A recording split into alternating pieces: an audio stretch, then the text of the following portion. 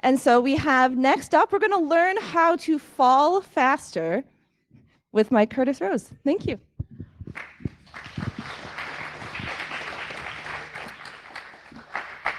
Good morning, everyone.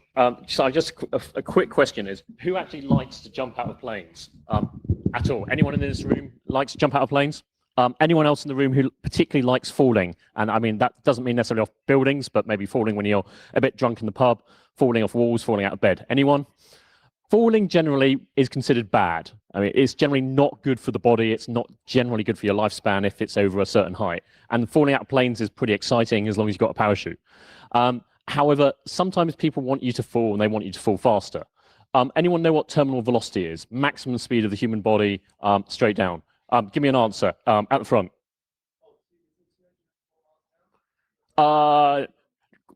Closer to kilometers. Someone else. You, little guy at the back. Yep, you.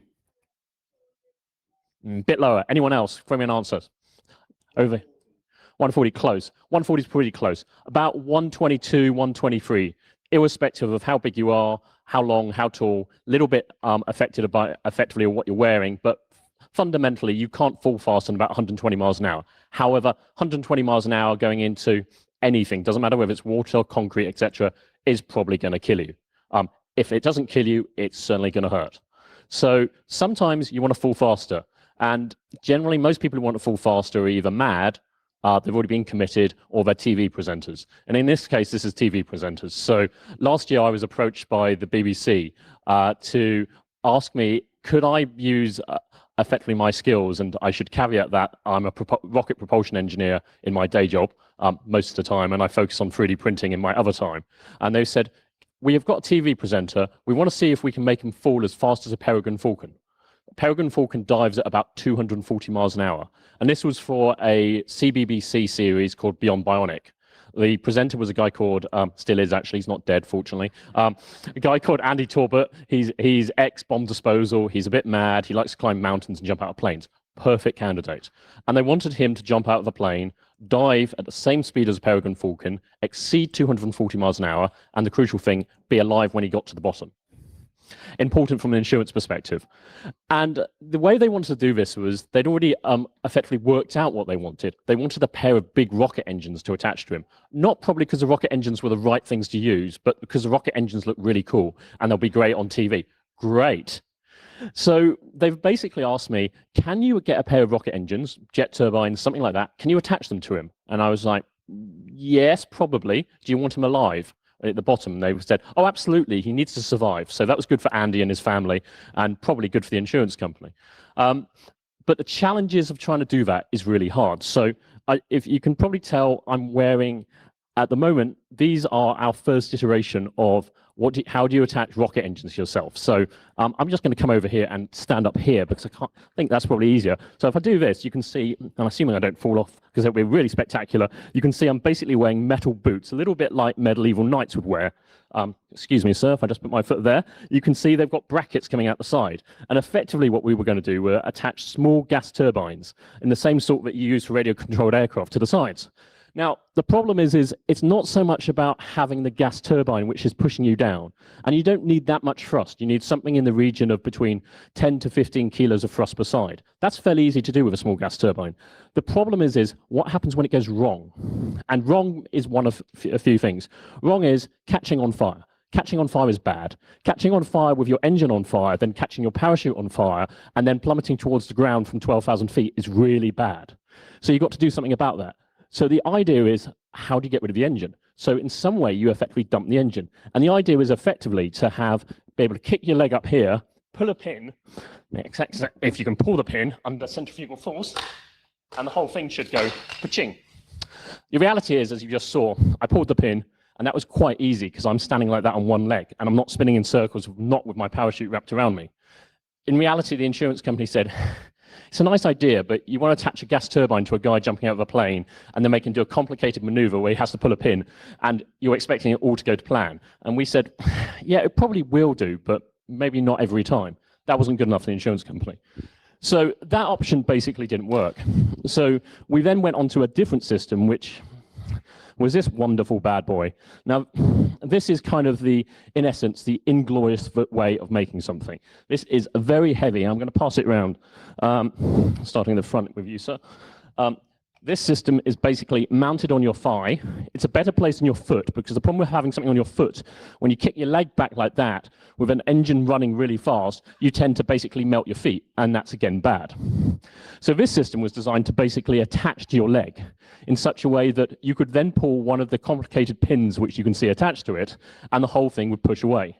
And again, the other caveat I have to throw in there is that you can't just ditch the engine. If you're ditching an engine which weighs maybe 2 to 3 kilos, plus fuel tank, plus ignition circuitry at 12,000 feet, unless you do something with that engine, chances are it's going to hit the ground. The chances of it hitting someone is fairly slim.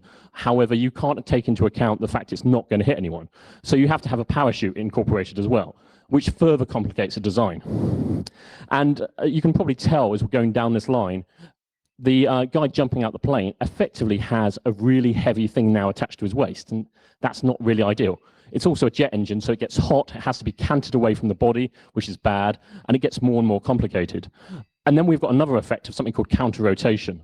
And counter-rotation is effectively the wake coming out of the engine swirling, and with turbines, they tend to spin in one direction. So the problem is you can end up with this counter-rotation of two engines with this swirl, this wake of hot air coming out from behind you, which effectively twists you. So not only are you now going straight down, in theory, you're also spinning in a circle. And again, if you're trying to deploy a parachute at the point the engine switches off, the probability of that working, your parachute not getting wrapped around you or wrapped around something else is very slim. So that's pretty bad. The biggest problem with the jet turbines, though, is basically the pilot said no, unsurprisingly. And so if I approached you and said, hey, Mr. Pilot, we want to start 2 jet turbines in an aircraft which is inherently flammable at 15,000 feet with a lot more flammable things on board and a bunch of TV presenters, and we just want to hang out, so he's sitting literally over the effectively the platform of the aircraft where you'd exit, kind of literally like this, while I'm hanging down trying to turn these engines on because they don't start up instantaneously.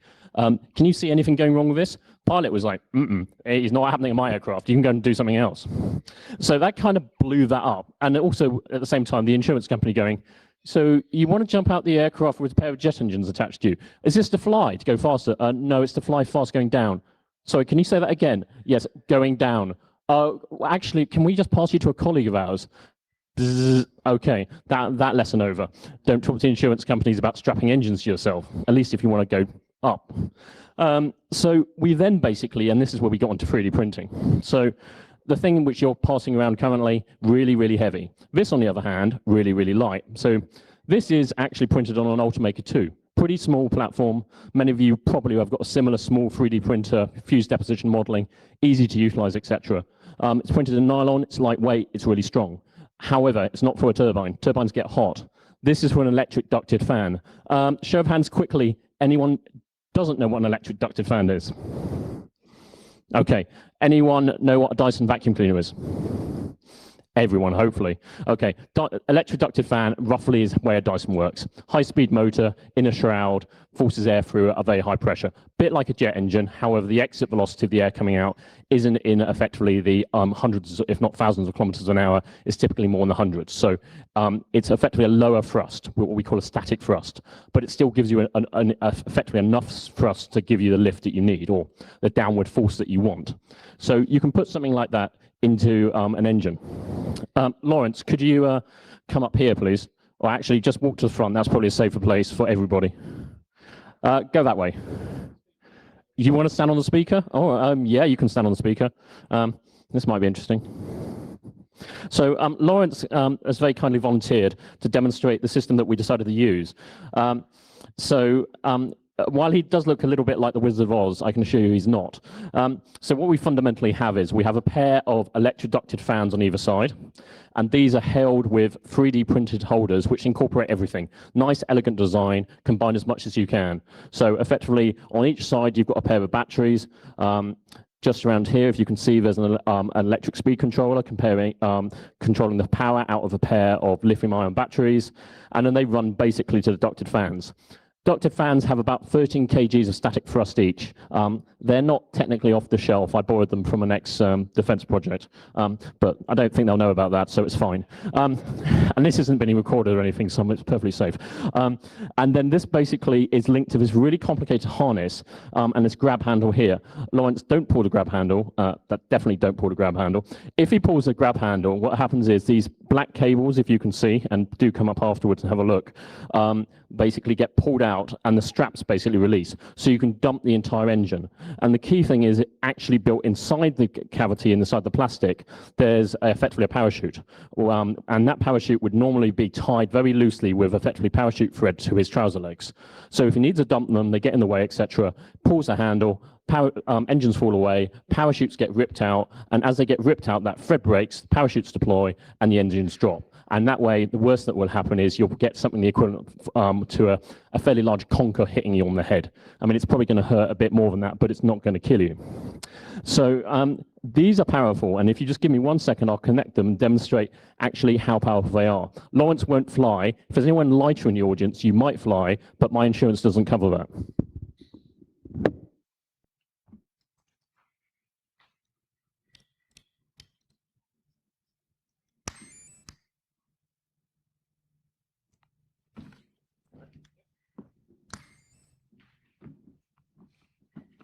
So this is usually the bit when everything goes wrong because it has software involved.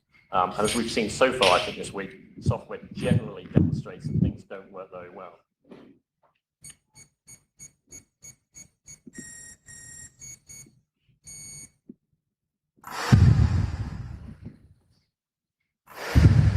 That's going to be interesting. Right. Hold that. Don't let that get sucked into those, otherwise bad things will happen. So now Lawrence has a control box, and the way we did this actually in flight was with a pressure switch, which the pilot held in his mouth, the TV presenter effectively. So when he bit down, effectively out of fear or happiness, the engine sped up. And the first time I learned this is that TV presenters cannot be trusted. You cannot tell them, don't put your fingers in the pointy holes at the top. So we lost one engine and almost lost the TV presenter when before we had FOD guards, tried to stick his fingers down here. That was bad. And then the other one was, don't start it in the aircraft. And actually, we learned the hard way as well. And the pilot learned the hard way is TV presenters don't know effectively how not to press buttons and things. So we end up with a pressure switch, which I basically had a dead man switch, which meant that only after he exited the aircraft, for all of our sakes, could we actually make it live. Otherwise, he was just like a kid in a toy shop. What happens if I press this? No, Andy, I've told you, don't press the button. What happens if I... Anyway, that was quite interesting. So, Lawrence, I'm just going to back away from you. Not that I don't trust anything. And your glasses are on, aren't they? Excellent. I'm going to put my glasses on for safety, because safety is really important. No one's at the front, and there's nothing around you that's going to suck. He's not going to fly. It's just going to be very loud. Over to you, Lawrence.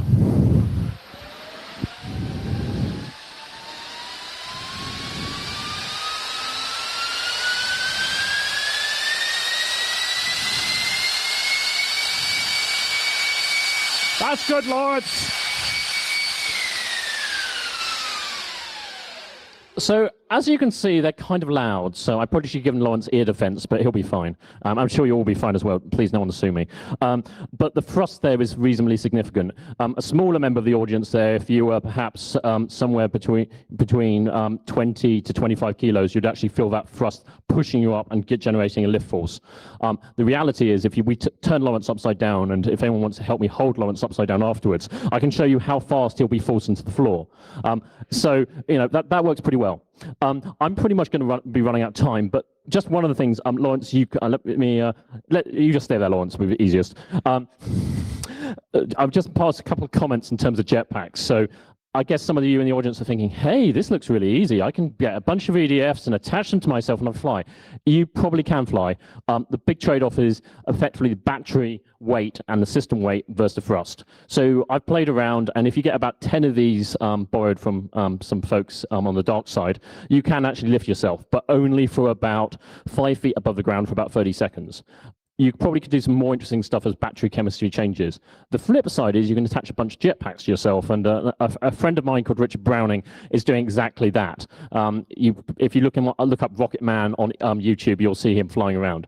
Now, the interesting thing about Richard is he's using some really powerful engines, and there's a lot of thought and design going into how he's utilizing them. So again, if you think, hey, I'll just get a bunch of gas turbines and attach them to myself, I'd seriously basically stick with the ducted fans. Nice thing about ducted fans is they don't explode when it goes wrong. Gas turbines, you suck anything in what you call foreign object debris into the top here, and you've basically now got a spinning hand grenade, and they do go off with a bomb. So not only do you destroy a very expensive engine, you simultaneously effectively probably blow your leg off as well. That's it for me. Any questions, happy to take them, subject to having any available time, which I'm told I do. And please come and take a look at Lawrence. We won't power up while people are close to full speed because I don't want to damage your hearing or at the same time see any of your digits get sucked into the top. Thank you very much.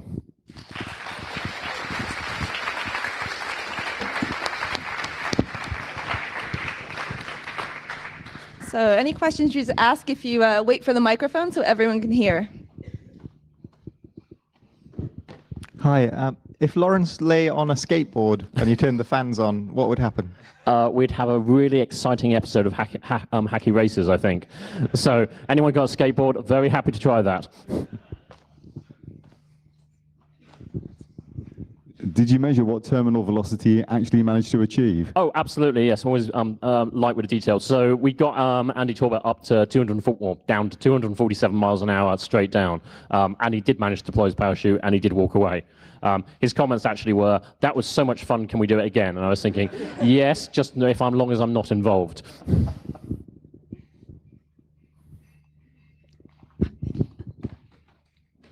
How much faster do you reckon it would be if you would have been able to use the gas-powered rockets rather than the fans?